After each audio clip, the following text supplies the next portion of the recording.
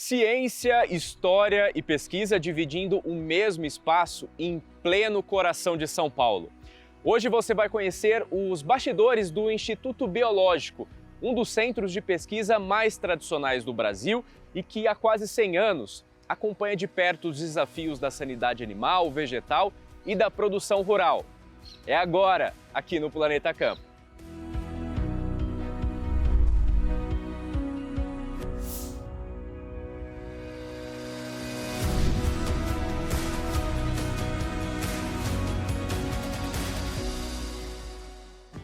Controlar parasitas sem depender exclusivamente de produtos químicos. Esse é um dos caminhos que a pesquisa busca hoje para tornar a pecuária ainda mais sustentável.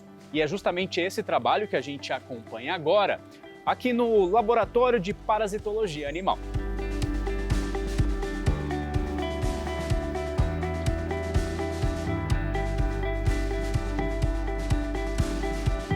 Aqui, pesquisadores estudam alternativas biológicas para o controle dos carrapatos e nematóides que impactam diretamente a produção animal.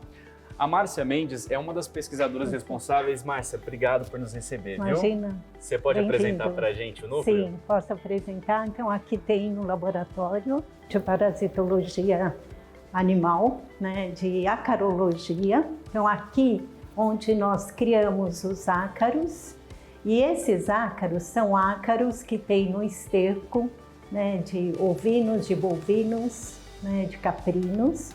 E nós estamos estudando esses ácaros porque eles são predadores, né, desses nematóides, ou melhor, desses vermes que dão em ovino, caprinos e bovinos. E é uma coisa nova, né, não só no mundo e no Brasil. Aqui é um dos primeiros lugares que a gente está realizando esse trabalho.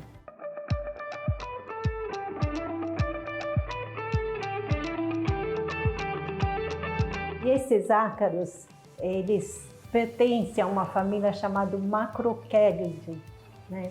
E esses ácaros são ácaros especiais, porque eles predam ovos de moscas e também esses vermes dos ovinos, caprinos, que estão ali no pasto. Então eles podem diminuir, né, a presença desses vermes nos ovinos e caprinos e com isso a gente pode diminuir o uso do produto químico, né, porque os vermífugos que eles usam, eles já estão resistentes, né, os vermes estão resistentes a esses produtos. Então, o controle biológico ele vem para ajudar, junto com o produto químico, a controlar esses vermes. Hoje a gente não consegue substituir totalmente os produtos químicos, né? Mas o controle biológico ele se faz necessário diante dos desafios cada vez mais frequentes no campo. Perfeito. Então, ele vem ajudar no controle desses vermes, né? Então, o que a gente faz aqui? Nós estamos selecionando esses ácaros. E com isso, né, nós vamos verificando se eles predam mesmo a eficácia deles como predadores desses vermes que causam um grande prejuízo, né, em relação aos ovinos e caprinos. Karina dedicou o doutorado ao estudo desses inimigos naturais. A pesquisa busca entender como os ácaros predadores podem ajudar no controle de parasitas que afetam a produção animal, especialmente a ovinocultura. E segundo a pesquisadora, o combate deve começar antes que esses parasitas cheguem aos animais. Tanto as moscas quanto os nematóides são as suas fases juvenis, enquanto eles estão no meio ambiente. Porque uma vez que chegam à fase adulta, no caso das moscas, elas ficam aladas e ficam inacessíveis aos ácaros. E no caso dos nematóides, ele está dentro do seu hospedeiro. E aqui a gente consegue mostrar a ação dos ácaros. Sim, aqui nessa imagem, eu vou alimentar eles com nematóide. Nesse caso, esse nematóide é um nematóide de vida livre que usamos apenas para a manutenção das colônias de ácaros. Então, a gente insere algumas gotinhas. Que é bem aqui, né, Karina? Sim, fugir um pouquinho. Aqui estão os nematóides. Vou tentar botar aqui para que possa... Eles são basicamente uns fiozinhos transparentes Se vocês conseguirem perceber, aqui tem bastante, né? Então fica a luz dá um contraste neles. E esses nematóides, eles são, tanto os parasitas quanto esses de vida livres, eles são presas para os ácaros. Eles vivem no mesmo ambiente, que é o solo, serrapilheira, fezes nas pastagens. No caso dos nematóides, fazendo toda a questão de alimentação de bactérias, degradação da matéria orgânica, e os ácaros, eles se alimentam desses organismos para continuar o seu ciclo de vida. E qual que é a principal linha do seu estudo? Você é doutora, né, em parasitologia e acarologia. Sim, o foco do meu estudo foi o uso de ácaros predadores de uma família específica, que é a Macrocheliddae, no controle de verminoses de ovinos, porque os ovinos e também os caprinos, né, eles são muito sensíveis às verminoses, e então um problema muito grande, principalmente em países tropicais e subtropicais. Então essas verminoses têm uma parte do seu ciclo de vida que está na pastagem e nas fezes. Eles entram em contato com esses ácaros, então surgiu a hipótese, será que esses ácaros que estão vivendo nesse mesmo ambiente são capazes de predar esses nematóides nessa sua primeira fase de vida? A gente conseguiu, né, durante o meu doutorado, avaliar algumas espécies, e 2 delas, elas tiveram uma ação muito interessante, e a gente fez a avaliação in vitro e uma avaliação em semicampo. Tudo começa no laboratório. Para manter as colônias de ácaros, os pesquisadores utilizam ovos de moscas como alimento. É assim que eles conseguem acompanhar de perto o comportamento desses pequenos predadores. Na década de 90, começou o problema da mosca dos chifres. Sim, que é muito comum em bovinos. Justamente. Essa mosca, ela parasita o bovino e ela se cria no esterco, a gente chama de simbovino. Ela cria no esterco dos bovinos. Então, com isso, tem esses ácaros que predam os ovos dessas moscas. Então, eu comecei o estudo no Instituto Butantan, que foi um estágio. Aí, entrando aqui no Instituto Biológico como pesquisadora, eu continuei esse estudo. E agora nós somos pioneiros, né? Aqui tem 2 trabalhos, aqui na França, com relação ao controle biológico de vermes e ovos de moscas, usando esses ácaros predadores. Quais são as expectativas daqui para frente, né? Nossa. Como você falou, está no começo, né? Tem uma equipe dedicada a isso, né? Além da senhora? Isso mesmo. Então eu tenho alunos de mestrado, doutorado, iniciação científica, e a gente está estudando a fauna desses ácaros aqui no Brasil, e estamos realizando a biologia desses ácaros, isto é, conhecendo a parte, quem é o ácaro, que é a parte morfológica, e conhecendo qual o perfil desse ácaro em relação à predação, né? Então, são várias espécies que a gente está fazendo a biologia através desses ovos, tendo esses ovos como alimentação, ovos das moscas, e com isso a gente vai conseguir conhecer a fauna para saber qual a espécie melhor para ser aplicada a campo. A própria natureza, ela traz respostas para a gente, né, Márcia? Isso é muito interessante, né? Muito, muito. Já está, né? A gente só vai conhecer como acontece essa predação. Então, nós temos resultado in vitro, né? A gente fez o teste em laboratório, a gente viu uma eficácia acima de 65%. Depois nós fomos para o semicampo para verificar, e agora a ideia seria partir para o campo. Por quê? Para a liberação desses ácaros, tem que ser feito de uma forma massal a produção, né? Porque é muito grande. E com relação aos caprinos, né, tem 2 problemas, não só a carne como o leite, porque o produto químico pode deixar resíduo no leite. Então, entendi. Com a ajuda do controle biológico, nós conseguimos, né, diminuir o uso do químico, não eliminar, né? Porque o controle biológico vem somar o controle, né? Então pode diminuir o uso de produto químico e com isso a gente tem uma produção mais saudável, né? Tanto de leite como de carne.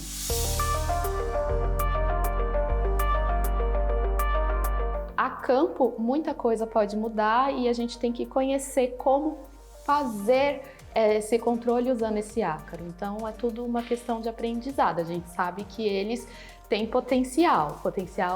O estudo, ele esclareceu. Eles predam, tem uma ação muito benéfica para, no caso, a ovinocultura, que foi o foco do meu estudo, né, do meu doutorado. E agora vem o desafio, a campo, quantos a gente tem que pôr, como a gente tem que liberar esses ácaros, como tudo vai isso ser vocês vão feito. descobrir agora nessa nova fase, então. Exatamente, Que é a campo. exatamente, é um novo desafio. Tá animada? Tô animada, assim, eu acho que é uma mistura de animada, porque quando a gente pesquisa, tudo é interessante, mas um pouco, não diria receosa, mas, meu Deus, como é que vai ser? Acho que é uma mistura, vamos lá, de empolgação, mas tentar também controlar um pouquinho a nossa empolgação, porque a gente também tem que ser um pouquinho racional, vamos fazer as etapas certinho, quais são as etapas, é uma mistura, é um sentimento assim que a gente não sabe descrever muito bem. E é legal que a gente estava conversando antes, que nem sempre a gente tem as respostas, né? Que a partir do momento que a pesquisa avança, novos questionamentos chegam. Sim, novos questionamentos. É uma questão que a gente pensa, a gente conhece uma coisa agora. O agora a gente está conhecendo. Mas como foi no passado? Aí tem aquela questão, como foi a evolução? Como será daqui para frente? Que sinais químicos eles usam para reconhecer a presa? É um leque que se abre. Do controle biológico, a gente segue para outra frente importante da saúde animal. No complexo de imunobiológicos, pesquisadores desenvolvem insumos utilizados em testes para a detecção da brucelose e da tuberculose bovina. É o próximo assunto que você vai ver aqui no Planeta Campo. O Planeta Campo mostrou uma pesquisa do Instituto Biológico que estuda o uso de ácaros predadores no controle biológico de parasitas que impactam a produção animal. Agora a gente segue para outro laboratório. Muita gente talvez não para pensar, mas a segurança alimentar começa muito antes do alimento chegar no supermercado. Ela passa pelo controle sanitário dos rebanhos, pela prevenção de doenças e pelo desenvolvimento de pesquisas capazes de proteger tanto os animais quanto a população. E é aqui no Instituto que fica um dos complexos imunobiológicos mais importantes do mundo. Ricardo, obrigado por receber a gente. Eu que agradeço, é um prazer recebê-los aqui. O que vocês fazem aqui? Aqui a gente produz imunobiológicos para diagnóstico de brucelose e tuberculose. São kits para detectar doença a campo. Então o médico veterinário ele vai fazer o diagnóstico desses animais para quando chegar no prato do consumidor, esse alimento está seguro, seja leite, queijo, carne, todos derivados de origem animal. Qual que é a importância dessas doenças? É aqui que está o antígeno, né? Isso. Aqui, ó, esse é um antígeno de brucelose. Então esse é um antígeno que ele tem 160 doses e justamente o que é feito? O veterinário coloca o soro do animal junto com o antígeno para saber se o animal já teve brucelose ou não. Então ele consegue a campo fazer um diagnóstico de alta qualidade. E por ser um produto do Instituto Biológico, do governo do estado, ele vai com toda uma carga de pesquisa dentro dele, ele vai com uma qualidade que a gente consegue garantir que esse diagnóstico é confiável. Agora, essas doenças causam um impacto muito significativo. Isso, são duas doenças extremamente importantes, principalmente para elas serem zoonoses, ou seja, elas passam para os seres humanos. Então, muitas vezes, quando você consome um queijo cru ou um leite que não foi pasteurizado, você corre o risco de ter essa doença. Um modo de você controlar isso é você ter uma fazenda certificada. Então, se a fazenda é certificada como livre dessas doenças, esse alimento ele é seguro. E esse é o papel do veterinário do campo, justamente fazer essa certificação e garantir que o rebanho é livre dessas doenças. E esses antígenos vão para todo o Brasil? Vocês fazem um atendimento bem amplo? Exatamente. A gente atende o Brasil todo, a gente tem basicamente 70% do mercado. A a gente já chegou a exportar, agora a gente vai retomar a exportação. E a nossa pesquisa é produzir novos kits para atender a população. Certo. E esse laboratório é bem novinho, né? Eu queria que você falasse um pouco do trabalho que é desenvolvido aqui. É uma equipe pensando e atuando em diferentes linhas? Exatamente, é uma equipe multidisciplinar. Aqui a gente tem veterinários, biólogos, biomédicos, todos voltados para a excelência que o governo tem que entregar para a população. Esse laboratório foi recém-reformado, a gente passou por auditoria do Ministério da Agricultura agora e a gente foi aprovado para retomar a produção. O laboratório já tem mais de 70 anos, então é uma responsabilidade muito grande para a gente manter a qualidade desses produtos. E qual que é o diferencial, Ricardo, desse laboratório para os convencionais? Como a gente trabalha com antígenos de extremo grau de risco, que é brucelose e tuberculose, então a gente tem que ter um ambiente biocontido. Então aqui um sistema de filtração de ar, por exemplo, que ele garante que o ar dessa área ele não escape para fora. Então a gente garante que esse micro-organismo não vai impactar meio ambiente ou até pessoas comuns que estão passando perto do biológico. A gente classifica esse tipo de laboratório como nível 3 de biossegurança. Ele é um dos principais do mundo trabalhando nessa frente. Sim. Como ele é uma fábrica dentro de um órgão de pesquisa, dentro do instituto de pesquisa, a gente consegue aliar o que a pesquisa entrega de melhor, que é tecnologia, avanço, para a produção do produto. Então não é simplesmente uma fábrica, é uma fábrica dentro do instituto de pesquisa. Então a gente aplica tecnologias de ponta, seja no cultivo, seja em matéria-prima, seja no treinamento das pessoas. Então esse é um objetivo e a importância de você estar dentro do instituto de pesquisa. Volume de testes, acho que a gente pode entrar. O volume de testes é alto no campo? Por se tratar de uma doença tão importante? Hoje a gente chega a distribuir quase 10 milhões de testes por ano. E esse número sempre tende a crescer. Como o Brasil tem, a gente sabe, praticamente um bovino para cada pessoa, a ideia é justamente ampliar para todos os estados, para todas as regiões, e a gente conseguir ter o levantamento de como estão essas doenças e qual que vai ser a lição de casa que cada estado vai fazer. Porque o objetivo principal é a erradicação dessas doenças. A gente está em alguns estados em etapa de controle, de identificação, e alguns estados já estão partindo para a erradicação. Agora, o diagnóstico rápido, ele é essencial, né, Ricardo? Isso, ele tem que ser um diagnóstico simples, mas extremamente eficiente. Porque você não pode ter um falso positivo e um falso negativo, porque esse animal positivo, ele é eutanasiado. Ele não vai poder continuar dentro do rebanho. Então você tem que ter segurança no seu diagnóstico. Da mesma forma que um animal falso positivo, ele não pode escapar num teste desse, porque ele pode infectar uma família inteira ou até um rebanho inteiro. Então a preocupação é que ele seja extremamente confiável, só que como ele é feito no campo, ele tem que ser extremamente simples, de fácil execução. E como que ele funciona basicamente? O resultado é rápido? O veterinário tem que fazer uma notificação caso ele encontre um animal infectado? Isso, no caso da brucelose, o teste é in vitro, então você coleta o sangue desse animal, faz o teste em placa, em 3 minutos você tem o resultado. No caso da tuberculose, você tem que injetar na tábua do pescoço do animal. Quando você faz essa inoculação, depois de 2 dias você volta para a propriedade e faz a leitura. Então é um diagnóstico que não depende de muita estrutura, mas você consegue ter resultados extremamente confiáveis. Aqui, então, o que a gente tem? A gente tem o técnico do laboratório, que é o Felipe, no caso, ele está produzindo placas para a gente começar a fazer semeadura das bactérias. A próxima etapa, depois daqui, quando as placas estiverem aprovadas, é justamente a gente passar para a etapa de fermentação, porque a gente tem um fermentador single use que é o único da América Latina.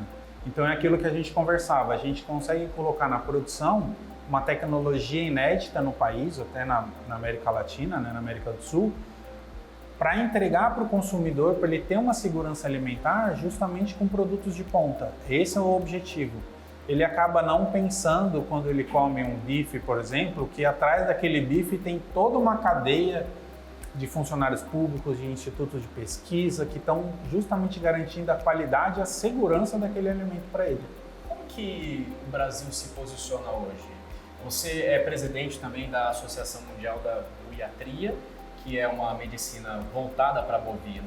Isso. Como que a gente está dentro desse contexto da prevenção, do diagnóstico dessas doenças? É curioso que, assim, como presidente da Buiatria Mundial, eu acabo tendo panorama de muitos países. E, apesar da diferença cultural de um país, eu vou dar um exemplo, a Coreia, por exemplo, são diferenças culturais muito grandes da gente, mas os problemas sanitários acabam sendo muito parecidos.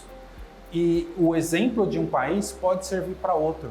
Então, por exemplo, eu fui contactado alguns meses atrás por um país africano que queria controlar a febre aftosa. Ou seja, o Brasil já sabe como controlar e erradicar a febre aftosa. Então, é um exemplo que segue para outro país. E esses exemplos, isso que é legal de ser presidente, você tem contato com todos e você consegue conectar os países, conectar os protocolos, os técnicos. Então, isso acho que é muito importante. O Brasil, claro, tem a liderança absoluta de exportação de animal, a segurança. Vocês conseguem ver pela qualidade do laboratório, a gente está dentro de um órgão público, eu sou um servidor público. Então, esse material humano, essa infraestrutura que é fornecida para a qualidade do produto, ela não tem em lugar nenhum do mundo. O Núcleo de Sanidade Animal reúne pesquisas em diferentes áreas. Um trabalho que contribui para a sanidade dos rebanhos, a produção de alimentos seguros e a competitividade da pecuária brasileira.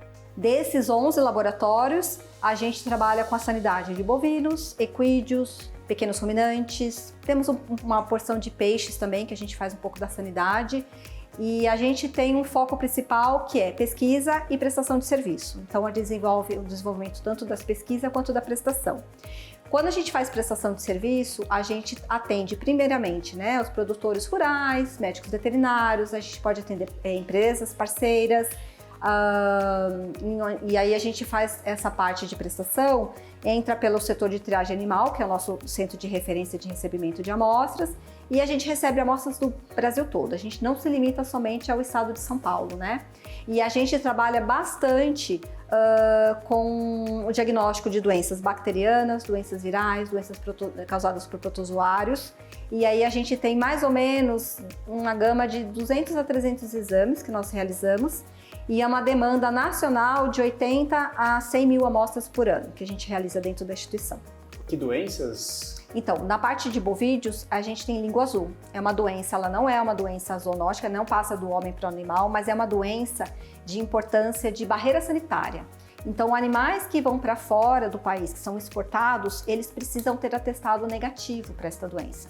Então, ela é uma doença importante, porque limita a comercialização, tanto do animal vivo quanto do produto final, né? Então, é desejável que a gente tenha um controle rigoroso com esta doença.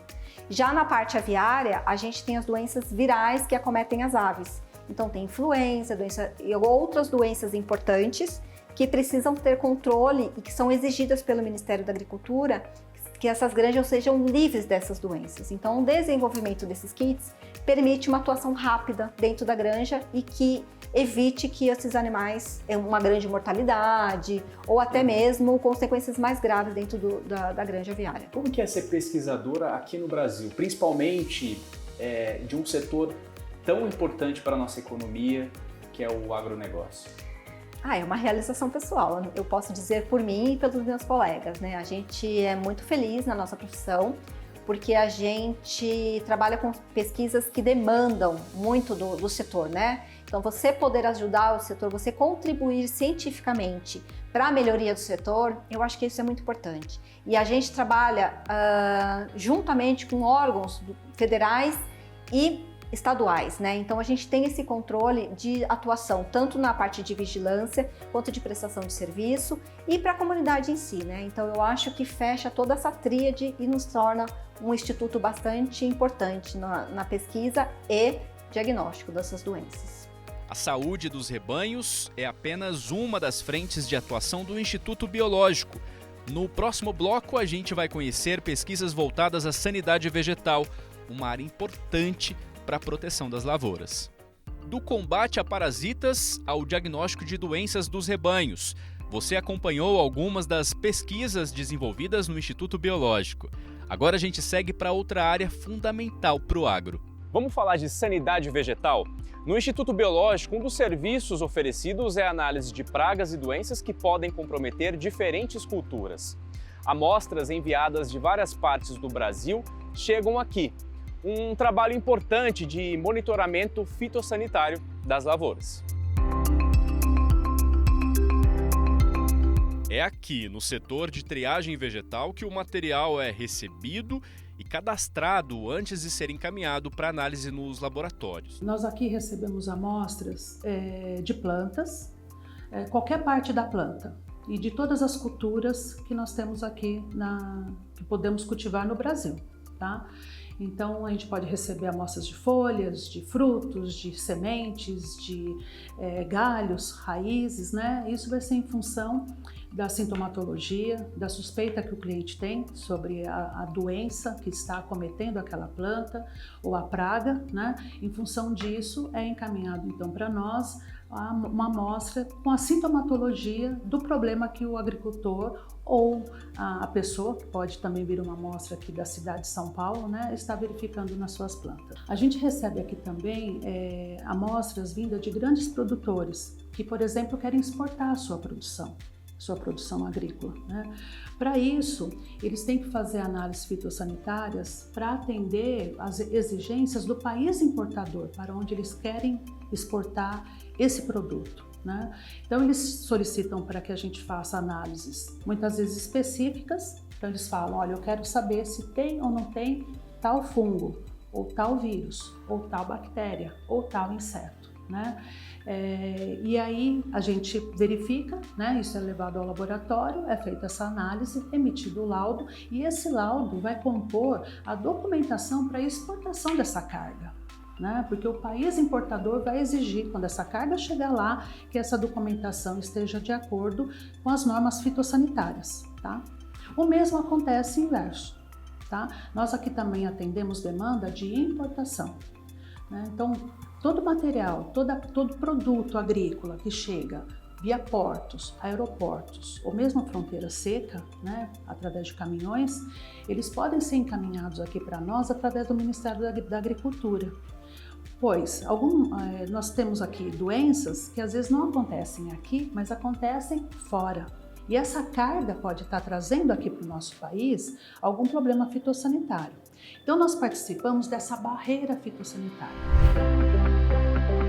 Os laboratórios são credenciados pelo Ministério da Agricultura e reconhecidos pelo Inmetro, e isso permite análises oficiais para atender às demandas do agro brasileiro. Elas chegam no laboratório com um número de identificação e com a solicitação do cliente que tipo de análise ou tipo de problema que tem nessa amostra.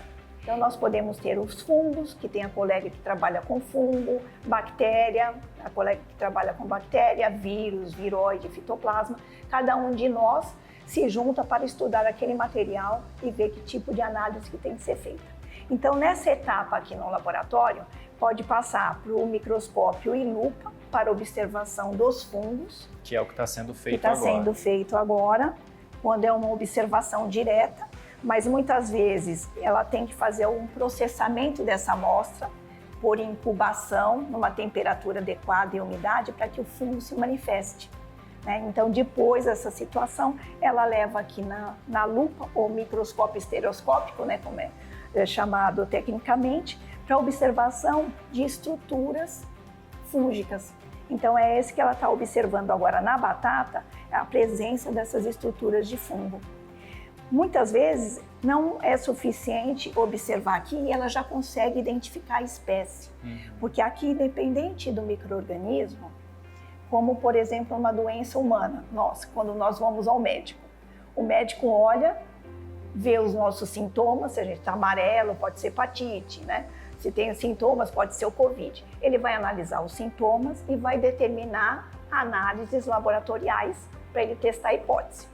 É isso que o médico faz, testa a hipótese de acordo com os sintomas que a gente está apresentando. Com as plantas é a mesma coisa.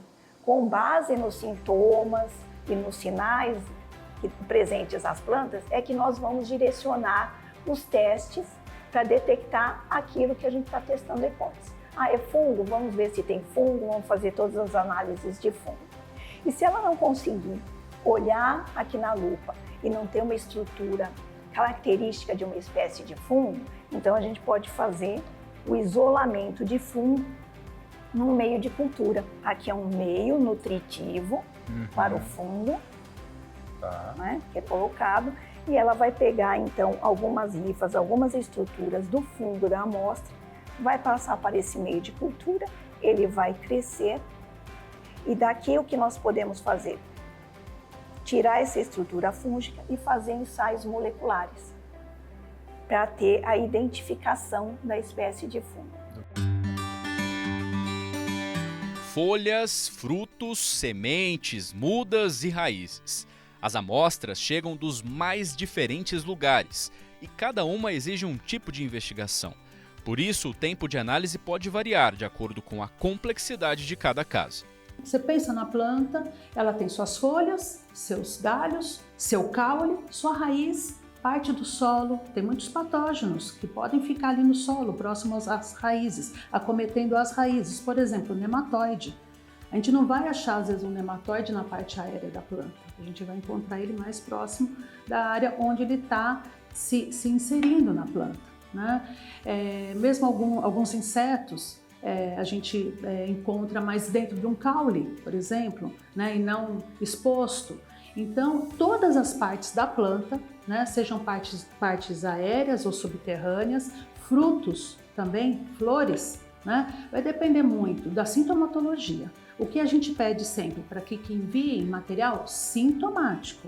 Mostre para nós qual é o sintoma que a pessoa está observando no campo, né? Ela tem que mostrar isso, mandando material sintomático para que a partir daí as análises possam ser conduzidas. O tempo para a realização das análises vai depender muito da amostra que chega e do que vai ser analisado, né? Por exemplo, se vai ser identificado apenas fazer a identificação do inseto ou de um ácaro, né, isso pode demorar até 3 dias úteis, né, que a gente entende que é um tempo bastante reduzido. Mas se já depender de uma análise laboratorial, como uma PCR, um teste de ELISA, isso já vai demandar mais dias, né, podendo chegar até 7 dias mais ou menos, né? Podemos também ter a situação, por exemplo, tubérculos de batata. Às vezes chega aqui o tubérculo da batata para fazer a análise. No tubérculo, dificilmente vai ser identificado a presença de alguns patógenos. A gente precisa da emissão das folhas, para que a partir das folhas tenha-se uma concentração satisfatória que detecte no teste. Então essas batatas têm que ser colocadas para germinar e tem que se aguardar o período dela de germinação. Aí, após a emissão dos primeiros folíolos, aí pode ser feito o teste. Então, por exemplo, no caso da batata, pode demorar mais de um mês para que tudo isso aconteça, né? Então, é de espécie para espécie, né? De cultura para cultura e de problema para problema, né? Vai depender desse conjunto de fatores. Trabalhamos isoladamente só com fungo, bactéria, vírus e identificação de pragas, tanto agrícolas quanto urbanas. A gente tem esse papel fundamental também na parte da cidade, né? A gente faz trabalhos não só com o homem do campo, mas também com as hortas periurbanas, que hoje são muito fortes em São Paulo, e atendemos um vasto número de camadas de interesse para a agricultura. Temos aqui onde nós estamos o Laboratório de Virologia Vegetal, aqui é meu escritório, né? Mas trabalhamos com toda essa parte de controle e manejo. Atendemos não só ao produtor, principalmente, que é um dos tripés do Instituto Biológico, mas também ao Ministério da Agricultura, empresas ou produtores que vão fazer importação e exportação de materiais vegetais. Então, é muito abrangente toda a parte da atuação do biológico no agronegócio paulista. Sabe o que eu achei interessante? A gente foi também num acervo de insetos aqui do Instituto Biológico, que é fantástico, né?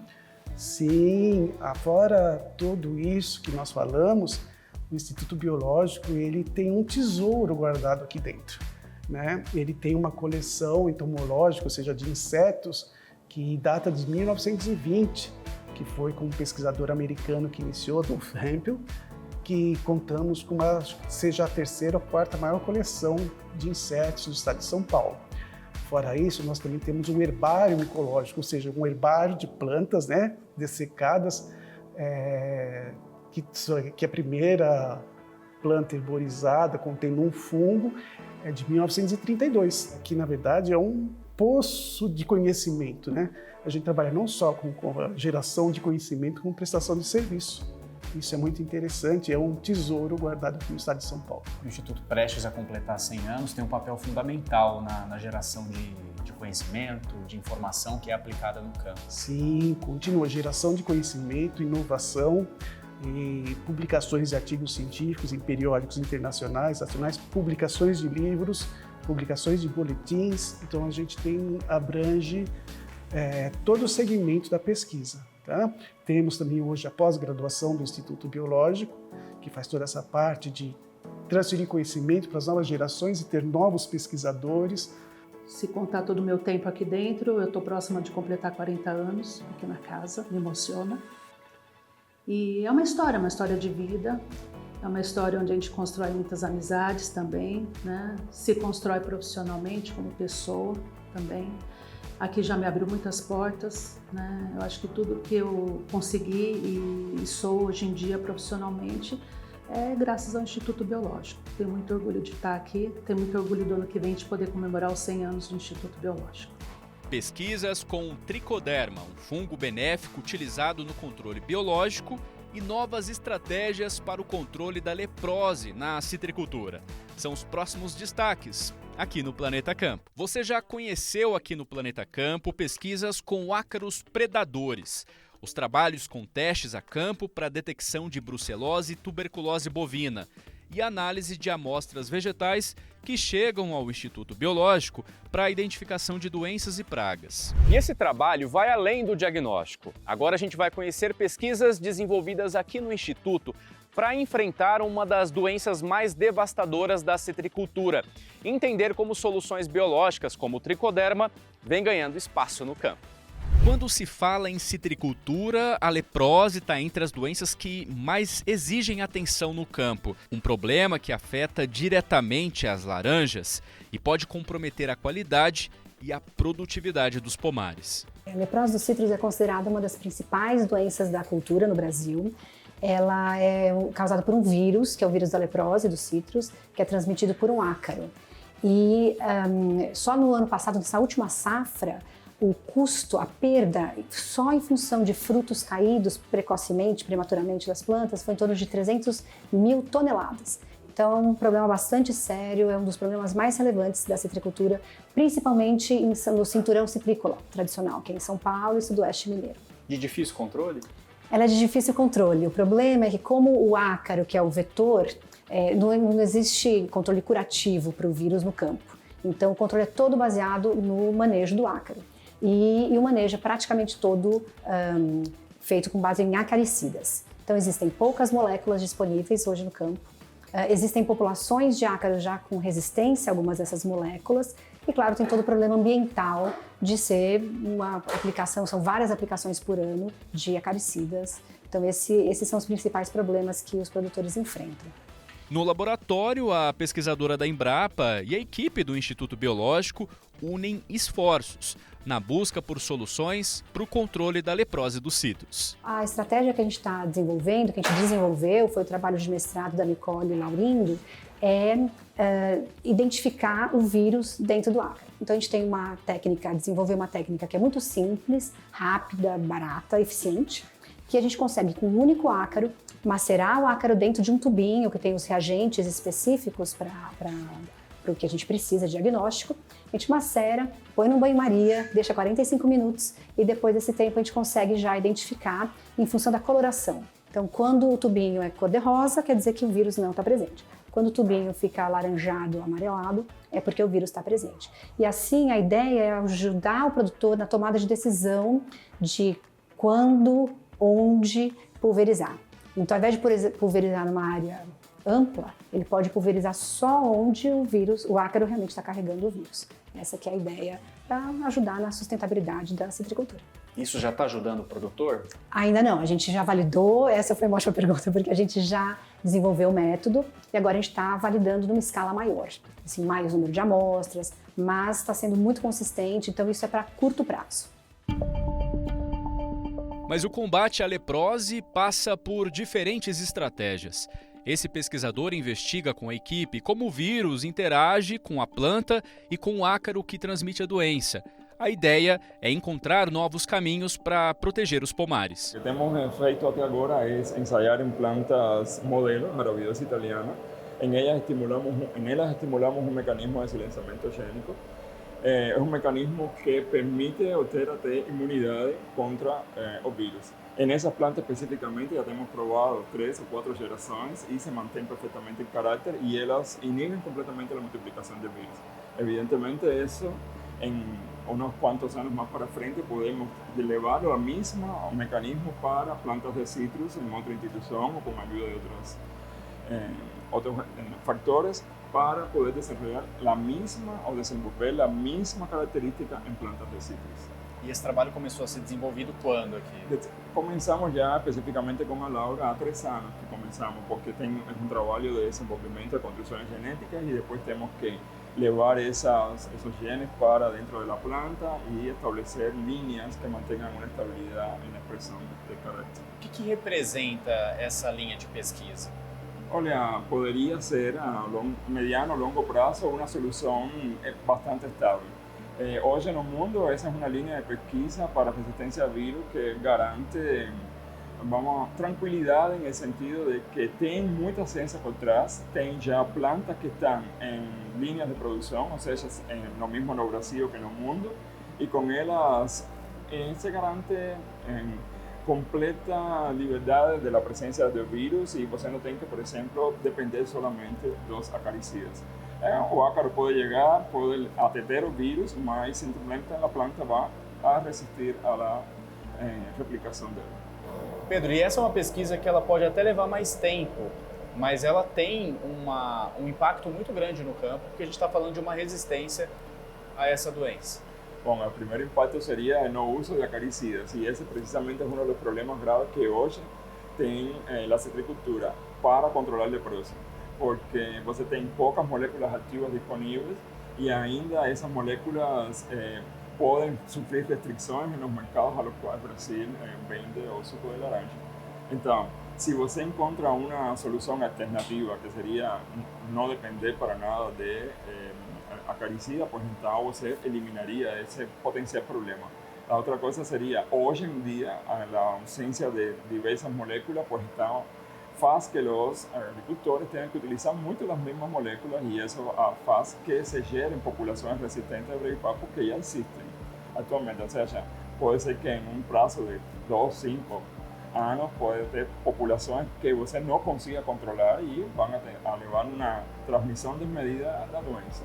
Isso seria mais ou menos um impacto real, uma estimação do que podemos ter com introduzir uma alternativa ao manejo da leprose só baseado em acaricida. Seria fontes de resistência através de modificação genética. Em outro laboratório, a busca é por soluções mais sustentáveis para a agricultura. O tricoderma, um fungo benéfico encontrado no solo, é estudado pelo potencial no controle biológico e na proteção das plantas contra doenças. Uma tendência bastante forte no Brasil, o uso de bioinsumos para reduzir o uso de produtos químicos na agricultura, redução de custos, maior sustentabilidade para a produção agrícola no Brasil. E quando que começou esse movimento? Olha, começou já há algumas décadas, mas que a tendência tem sido bem mais forte nos últimos 10 anos. E aqui vocês estão trabalhando já tem um tempinho com os bioinsumos? No Instituto Biológico, mais de 30 anos. Mas assim... Um bom tempo, então. Um bom tempo. Mas a coisa tomou mais fôlego nos últimos 10 anos, que houve maior interesse dos agricultores no uso dos bioinsumos. E é o foco do seu trabalho aqui no É um dos principais focos do meu grupo aqui, é com bioinsumo especificamente com tricoderma. Que são esses fungos aqui, o verdinho nessas placas. O que é o tricoderma? O tricoderma é um fungo que habita normalmente o solo, mas que ele tem essa capacidade de controlar outros fungos que também estão no solo e que são prejudiciais às plantas, que causam doenças nas plantas. Então aqui tem 2 casos onde o tricoderma, no caso aqui nessa placa, ele foi capaz de controlar o fungo patogênico. Tá vendo que o tricoderma cresceu em cima do outro fungo, mas nesse caso o tricoderma não foi capaz de controlar o fungo patogênico. Então esse é um dos primeiros ensaios que a gente faz no laboratório, esse ensaio in vitro, para selecionar as linhagens mais promissoras de tricoderma antes de ir para o campo. Na natureza, existem muitas espécies e linhagens de tricoderma. O desafio dos pesquisadores é entender quais delas têm as melhores características para ajudar a agricultura. No Brasil, ele é muito usado em soja, milho e cana, que são as principais culturas do país, mas nas olerícolas também pode ser utilizado para controle das principais doenças dessas plantações. Inclusive, algumas linhagens que a gente estudou aqui no Instituto Biológico já estão no mercado, sendo comercializadas por várias empresas que licenciaram essas linhagens. Trabalho que começou aqui no IB há mais de 20 anos, as primeiras pesquisas, e foi passo a passo progredindo até que o produto chegasse no mercado. E o trabalho vai evoluindo também, né, Ricardo? Hoje vocês contam com equipamentos assim que facilitam muito o dia a dia de vocês, né? Por exemplo, hoje a gente sabe que tricoderma não é uma espécie somente. Tem várias espécies, tem uma diversidade genética muito grande de tricoderma no ambiente. E para descobrir toda essa diversidade de tricoderma, a gente sequencia o DNA do fungo. E esse é um equipamento que permite fazer esse sequenciamento em larga escala. Você pode mostrar para a gente, então, como que... Basicamente, a gente extrai o DNA do fungo, faz um preparo prévio e introduz aqui nessa que a gente chama de flow cell, coloca no aparelho. A gente também tem alguns reagentes que fazem parte do processo.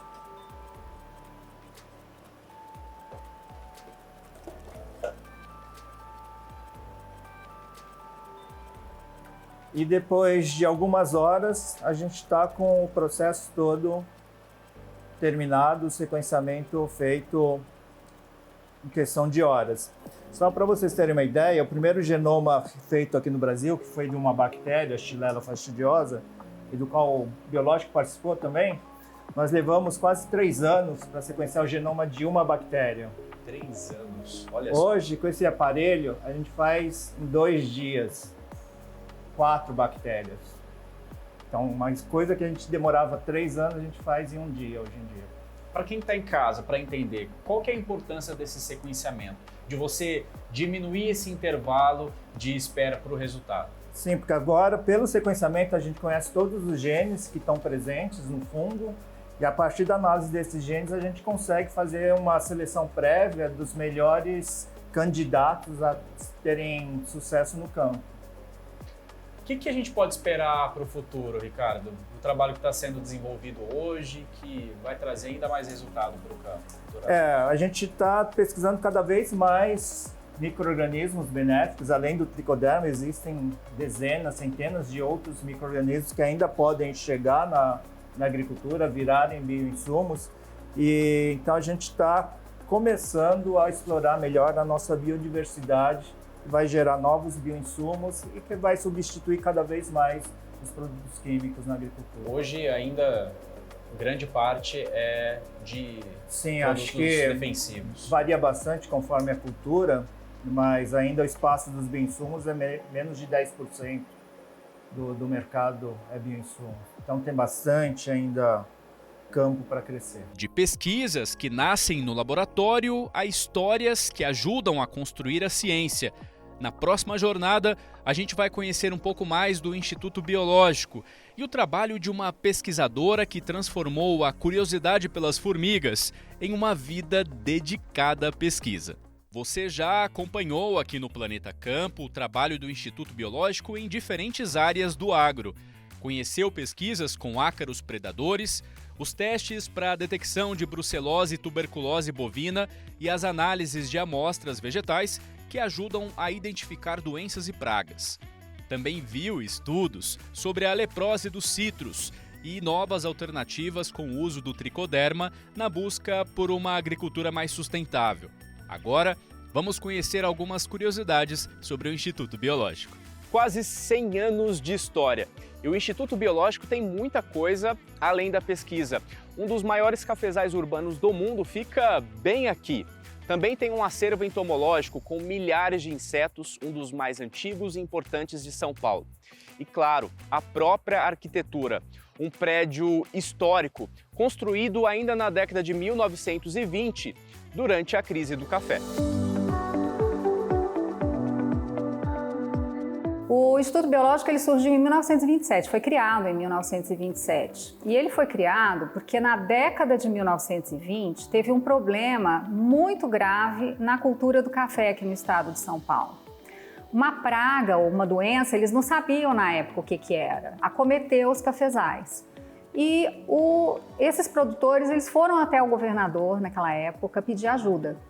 E o governador, então, ele montou uma comissão de pesquisadores, de pessoas da época, alguns nomes muito conhecidos, Arthur Neiva, Navarro de Andrade, o Hempel. Então, eram pessoas que trabalhavam muito no meio ambiente, na época eram sanitaristas, divulgadores de ciência. E essa equipe, então, se reúne e descobre que era um pequeno besouro, que a fêmea colocava o ovo no fruto do café e a larva se alimenta então desse fruto do café, o que depreciava esse fruto. Eles então foram estudando e identificaram que vinha da África essa broca. E eles trabalham no manejo e no expurgo, na época de como que se faria o controle, mas naquela época, na década de 1920, o mundo já estava de olho nos inimigos naturais. Já se sabia que haveria um equilíbrio na natureza. Então, para cada organismo, um inimigo natural, um predador, um parasitoide.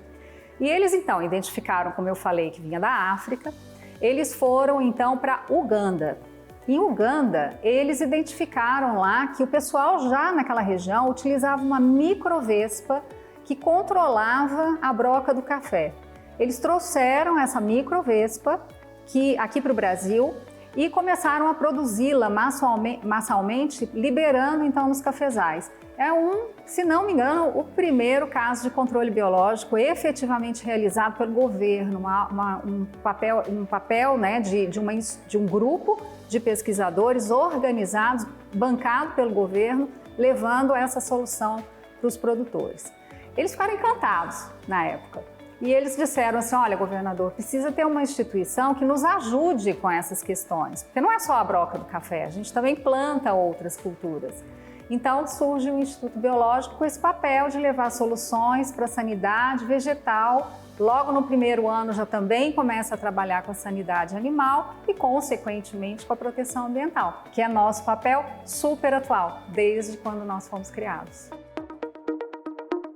Formada em Ciências Biológicas pela Universidade Federal de Uberlândia, Ana é apaixonada por formigas e se dedicou ao longo da carreira a entender o comportamento desses insetos, inclusive daqueles que causam prejuízos à agricultura.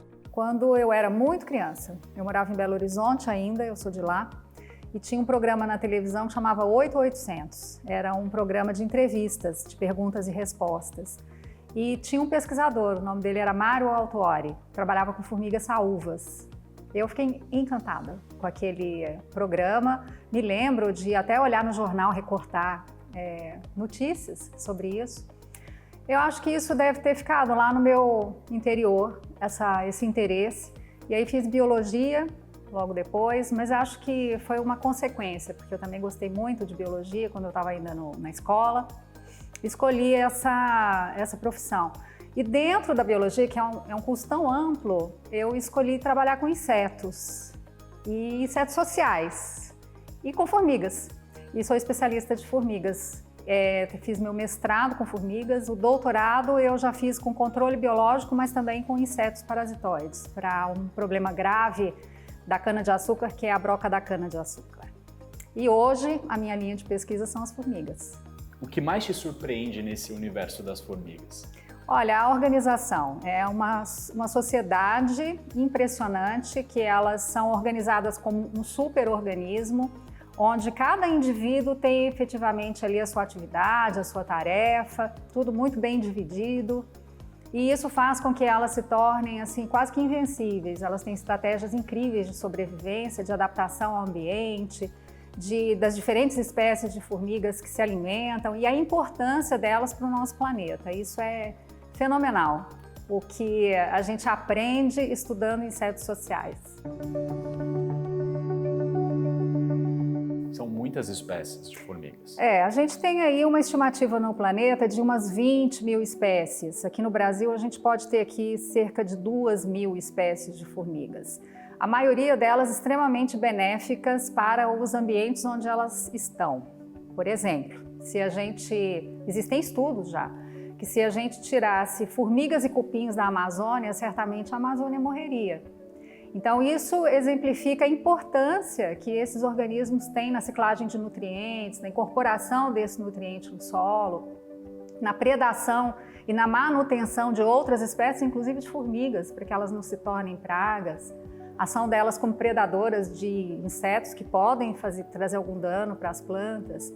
Então tudo isso faz com que esses insetos, uma vez tão organizados por serem insetos sociais e com uma abundância incrível, quando a gente fala em abundância é um número mesmo de formigas que tem, né, no ambiente, o quanto que esses insetos são importantes para a natureza. E aqui elas são estudadas também no Instituto Biológico? São. A minha linha de pesquisa é essa. Eu trabalhei muito tempo com formigas no ambiente urbano, ainda trabalho. E hoje em dia eu tenho uma linha de pesquisa para encontrar alternativas sustentáveis, não químicas, para o controle de formigas cortadeiras. As formigas cortadeiras, elas se tornam um problema para o agricultor. Geralmente todas as culturas são atacadas, quase todas as culturas podem ser cortadas pelas formigas cortadeiras. Então o agricultor tem que ter uma atenção muito grande. E a gente se preocupa aí com esse controle, esse manejo. Então a gente tem trabalhado com micro-organismos endofíticos, fungos especificamente, no controle de formigas cortadeiras. É uma linha muito interessante e muito promissora. Das descobertas no laboratório a grandes impactos no campo, o Instituto Biológico segue com a missão de produzir conhecimento e ajudar a construir o futuro da agricultura. O Instituto Biológico está fazendo 100 anos, mas ele é super moderno. Então, nós temos aqui ISO 17025, por exemplo, que é uma norma internacional que permite que a gente trabalhe fazendo diagnóstico, realizando diagnósticos para exportação. Então, isso significa que a gente trabalha dentro das normas mais modernas, das técnicas mais modernas, isso para diagnóstico. E para pesquisa, a gente tem esse mesmo olhar. Então, nós temos avanços extremamente importantes hoje de biotecnologias que vão chegar ao produtor como bioinsumos, como novos insumos para a sanidade animal, como técnicas e processos para garantir a proteção ambiental. Isso certamente é o que o planeta precisa e o que o Brasil precisa como um potencial país que vai alimentar não só a nossa população, mas o restante do mundo. Eu gosto de falar o seguinte, tudo que tem no nosso prato de comida, que a gente vai comer, de alguma forma passou por aqui. Por quê? Porque a gente trabalha com a parte de saúde, sanidade vegetal, sanidade animal, proteção ambiental. Então as plantas ficam doentes, as plantas têm pragas que podem acometê-las e causar prejuízo para o produtor. Então nós trabalhamos com isso, com pesquisa, com diagnóstico, identificando o que é a doença, qual é a doença, como se fosse um médico das plantas. A mesma coisa para os animais. E quando a gente vai controlar pragas e doenças, o produtor ele tem à mão algumas ferramentas, muitas delas químicas, que podem causar algum resíduo, trazer algum resíduo, né, para esse alimento que vai chegar no nosso prato de comida. Então a proteção ambiental, que é a qual nós atuamos também, tem esse foco nesses resíduos de agrotóxicos que podem ficar no alimento, nas matrizes de solo, de água nas abelhas, que são extremamente importantes como polinizadoras.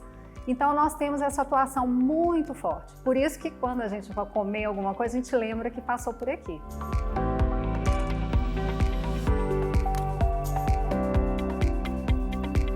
Entre pesquisas, desafios e descobertas, a ciência segue ajudando a proteger a produção, a saúde e o campo brasileiro. O Planeta Campo de hoje fica por aqui, eu espero que vocês tenham gostado. Só lembrando que você pode assistir o programa completo no nosso canal no YouTube quantas vezes você quiser. Acompanhe também as nossas redes sociais, tem muito conteúdo bacana. Inclusive, comenta lá que histórias que você gostaria de ver por aqui. Um grande abraço, até a próxima. Tchau, tchau. Planeta Campo, patrocínio JBS. A gente alimenta um futuro melhor. Apoio Infinity e SLC Agrícola.